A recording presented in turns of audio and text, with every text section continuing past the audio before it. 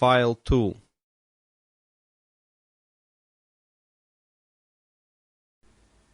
The whole afternoon was occupied by this inspection, which included all the birds, beasts, and even reptiles which he had imported. Some were free, some in cages, a few actually in the house. He spoke with enthusiasm of his successes and his failures, his births and his deaths, and he would cry out in his delight, like a schoolboy, when, as we walked, some gaudy bird would flutter up from the grass, or some curious beast slink into the cover. Finally, he led me down a corridor which extended from one wing of the house. At the end of this there was a heavy door with a sliding shutter in it, and beside it there projected from the wall an iron handle attached to a wheel and a drum. A line of stout bars extended across the passage. "I am about to show you the jewel of my collection," said he. "There's only one other specimen in Europe, now that the Rotterdam cub is dead. It's a Brazilian cat." "But how does that differ from any other cat?" "You'll soon see that," said he, laughing. "Will you kindly draw that shutter and look through?" I did so, and found that I was gazing into a large empty room with stone flags and small barred windows upon the farther wall. In the centre of this room, lying in the middle of a golden patch of sunlight, there was stretched a huge creature, as large as a tiger, but as black and sleek as ebony. It was, simply, a very enormous and very well-kept black cat, and it cuddled up and basked in that yellow pool of light exactly as a cat would do.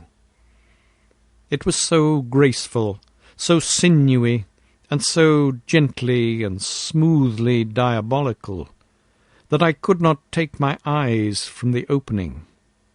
"Isn't he splendid?" said my host enthusiastically. "Glorious! I never saw such a noble creature. Some people call it a black puma, but really it's not a puma at all. That fellow is nearly 11 feet from tail to tip. 4 years ago he was a little ball of black fluff with 2 yellow eyes staring out of it. He was sold me as a newborn cub up in the wild country at the headwaters of the Rio Negro. They speared his mother to death after she'd killed a dozen of them." "Oh, they are ferocious, then?" "The most absolutely treacherous and bloodthirsty creatures upon earth. You talk about a Brazilian cat to an up-country Indian, and you see him get the jumps. They prefer humans to game. This fellow has never tasted living blood yet, but when he does, he'll be a terror. At present he won't stand anyone but me in his den. Even Baldwin, the groom, dare not go near him.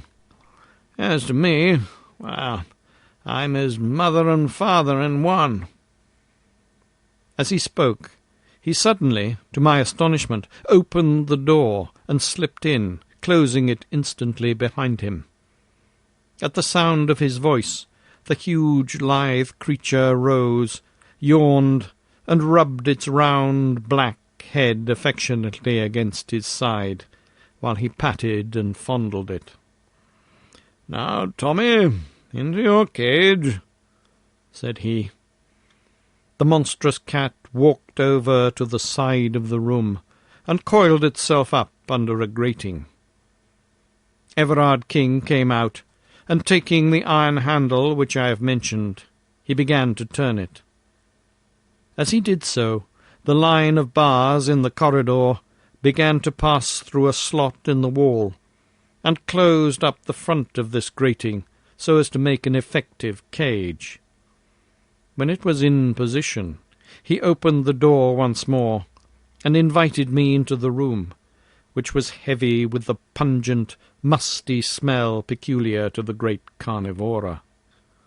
"That's how we work it," said he, We give him the run of the room for exercise, and then at night we put him in his cage.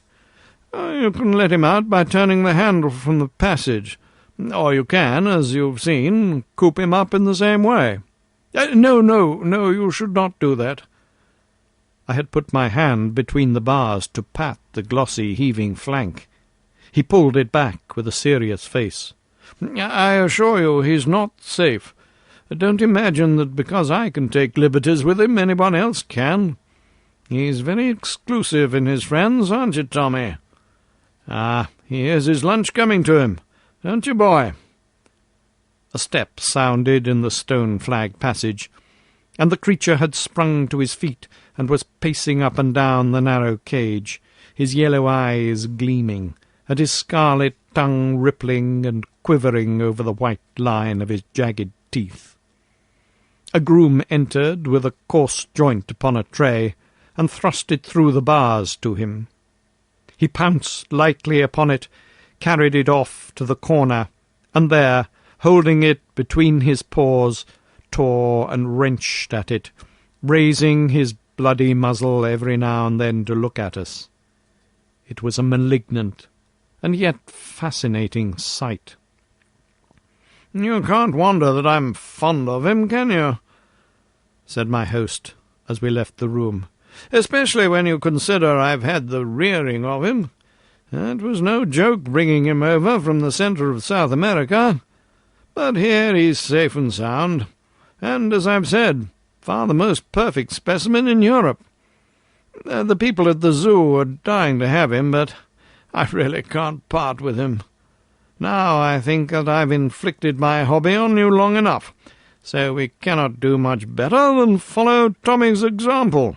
Go to lunch." My South American relative was so engrossed by his grounds and their curious occupants that I hardly gave him credit at first for having any interests outside them.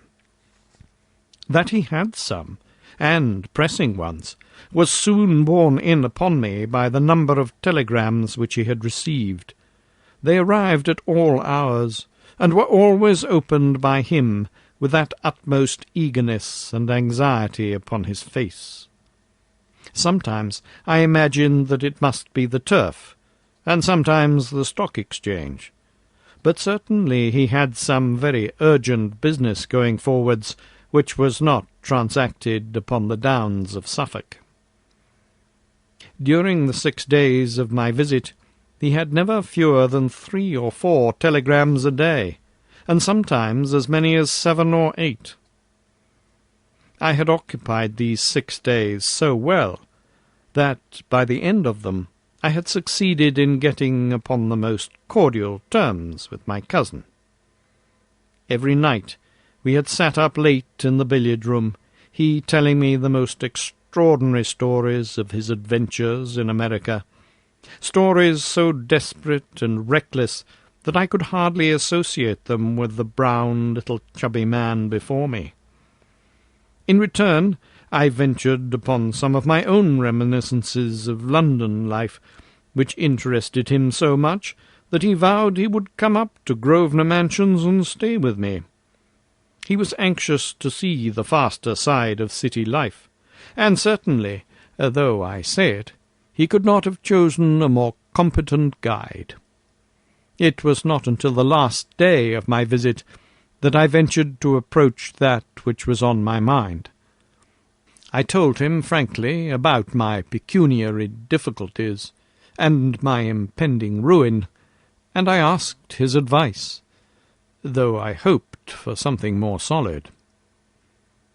He listened attentively, puffing hard at his cigar. "But surely," said he, "you're the heir of our relative, Lord Southerton." "I have every reason to believe so, but he would never make me any allowance." No, I've heard of his miserly ways. Oh, my poor Marshal, your position has been a very hard one. By the way, have you heard any news of Lord Southerton's health lately?" "He's always been in a critical condition ever since my childhood." "Exactly. A creaking hinge if ever there was one. Your inheritance may be a long way off. Oh, dear me, how awkwardly situated you are. I had some hope, sir, that you, knowing all the facts, might be inclined to advance—" "Don't say another word, my dear boy," he cried, with the utmost cordiality. "We shall talk it over tonight, and I give you my word that whatever is in my power shall be done." I was not sorry that my visit was drawing to a close, for it is unpleasant to feel that there is one person in the house who eagerly desires your departure. Mrs. King's sallow face and forbidding eyes had become more and more hateful to me. She was no longer actively rude. Her fear of her husband prevented her. But she pushed her insane jealousy to the extent of ignoring me, never addressing me, and in every way making my stay at Greylands as uncomfortable as she could. So offensive was her manner during that last day that I should certainly have left had it not been for that interview with my host in the evening, which would, I hoped, retrieve my broken fortunes. It was very late when it occurred, for my relative, who had been receiving even more telegrams than usual during the day, went off to his study after dinner, and only emerged when the household had retired to bed. I heard him go round, locking the doors, as his custom was of a night, and finally he joined me in the billiard-room. His stout figure was wrapped in a dressing-gown, and he wore a pair of red Turkish slippers without any heels. Settling down into an arm-chair, he brewed himself a glass of grog, in which I could not help noticing that the whisky considerably predominated over the water. "Oh, my word," said he, "what a night!" It was indeed. The wind was howling and screaming round the house, and the latticed windows rattled and shook as if they were coming in. The glow of the yellow lamps and the flavour of our cigars seemed the brighter and more fragrant for the contrast. "Now, my boy," said my host, "we have the house and the night to ourselves. Now let me have an idea of how your affairs stand, and I'll see what can be done to set them in order. I wish to hear every detail." Thus encouraged, I entered into a long exposition, in which all my tradesmen and creditors, from my landlord to my valet, figured in turn. I had notes in my pocket-book, and I marshalled my facts, and gave, I flatter myself, a very business-like statement of my own unbusiness-like ways and lamentable position. I was depressed, however, to notice that my companion's eyes were vacant, and his attention elsewhere. When he did occasionally throw out a remark, it was so entirely perfunctory and pointless that I was sure he had not in the least followed my remarks. Every now and then he roused himself and put on some show of interest, asking me to repeat or explain more fully, but it was always to sink once more into the same brown study. At last he rose and threw the end of his cigar into the grate. "I'll tell you what, my boy," said he, "I never had a head for figures, so you'll excuse me. You must jot it all down on paper and let me have a note of the amount. I'll understand it when I see it in black and white." The proposal was encouraging. I promised to do so. "And now it's time we were in bed. By Jove, there's 1 o'clock striking in the hall." The tingling of the chiming clock broke through the deep roar of the gale. The wind was sweeping past with the rush of a great river. "Must see my cat before I go to bed," said my host.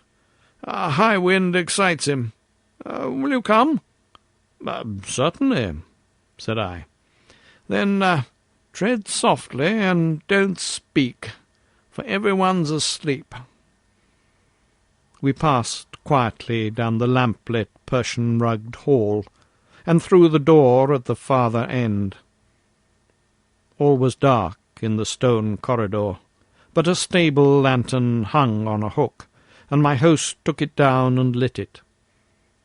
There was no grating visible in the passage, so I knew that the beast was in its cage. "Come in," said my relative, and opened the door. A deep growling as we entered showed that the storm had really excited the creature.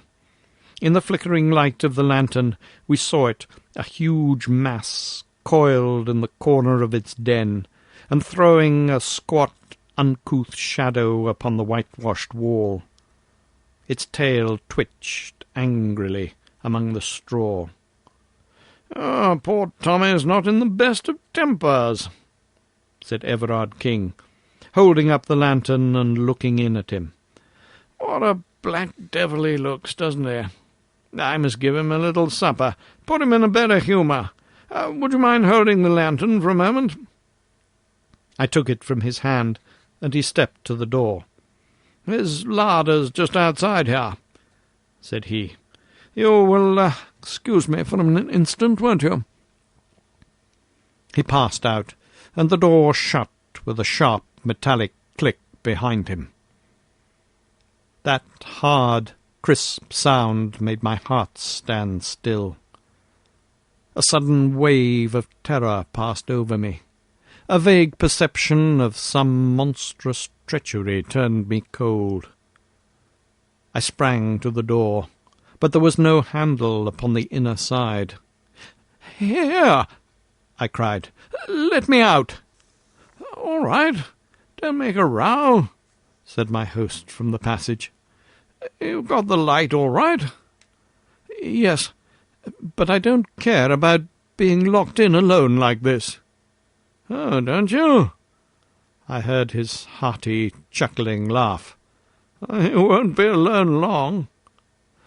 "Let me out, sir," I repeated angrily. "I tell you, I don't allow practical jokes of this sort." "Oh, practical is the word," said he, with another hateful chuckle. And then, suddenly, I heard, amidst the roar of the storm, the creak and whine of the winch-handle turning, and the rattle of the grating as it passed through the slot. Great God! He was letting loose the Brazilian cat! In the light of the lantern, I saw the bars sliding slowly before me. Already there was an opening a foot wide at the farther end. With a scream, I seized the last bar with my hands and pulled with the strength of a madman. I was a madman with rage and horror. For a minute or more I held the thing motionless. I knew that he was straining with all his force upon the handle, and that the leverage was sure to overcome me. I gave inch by inch, my feet sliding along the stones, and all the time I begged and prayed this inhuman monster to save me from this horrible death. I conjured him by his kinship. I reminded him that I was his guest. I begged to know what harm I had ever done him. His only answers were the tugs and jerks upon the handle, each of which, in spite of all my struggles, pulled another bar through the opening. Clinging and clutching, I was dragged across the whole front of the cage, until at last, with aching wrists and lacerated fingers, I gave up the hopeless struggle. The grating clanged back as I released it, and an instant later I heard the shuffle of the Turkish slippers in the passage, and the slam of the distant door.